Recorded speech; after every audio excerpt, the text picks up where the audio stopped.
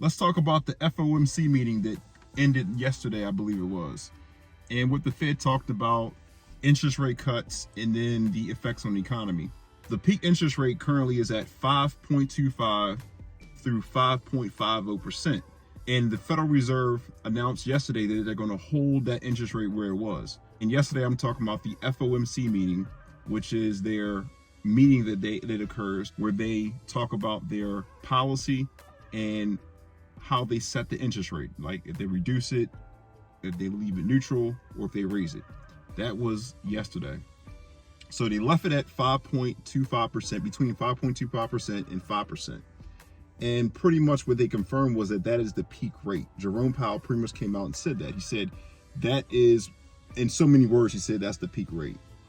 Now, right now, core PCE, which is the rate of inflation that the Federal Reserve uses to track inflation, that's their preferred method, which strips out food and energy prices, and that's the rate they like to use because that remains a little more constant, it's a little more steady, and it's not volatile. So that right now is at 2.9%, which is great. It hasn't been 2.9% in a very long time. So that is something that we should all be excited about, and the Fed is pretty happy about. Now, let me explain. That just means it's 2.9% year over year, which means is that prices are still rising. They're just not rising as fast as they were year over year. So let's make sure we talk about that and we get that straight.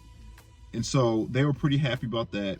The Fed said that they are confident that they will be able to cut rates sooner rather than later, meaning a little later this year, they'll be able to cut rates. But at this point in time, they don't have the confidence in cutting rates right now. They said they need to see a little more data, and it needs to be a little more consistent data, right? They don't now look for better data. They're looking for the same data, but more consistent. So March 20th is their next meeting, and they're not looking like they're going to cut any interest rates by that meeting. And right now, the CME Fed Watch tool has that at a 20% chance that the Fed will cut the rate by 1/4 of a point. So that's probably not likely. So then the upcoming meeting is May the 1st. And May the 1st, it's a 58% chance that they're going to cut rates in May. That will be the first cut if that happens. And then in June 12th is their next meeting.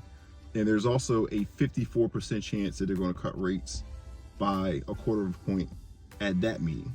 So if they cut rates, that will put the Fed's funds by June between 4.75 and 5%, right? If they cut it by 1/4 point in the May 1st meeting and then 1/4 point in the June 12th meeting.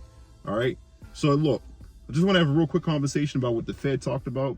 Overall, what he said was he was very confident in the way the economy was. It seems like what he's looking at is that we're going to escape and elude a recession, but we'll see if that happens. No one really knows. All right. But these meetings are very important to watch because at the end of the day, the Fed is what sets our policy and pretty much is the one who controls somewhat how our economy goes, and what happens in our economy in America.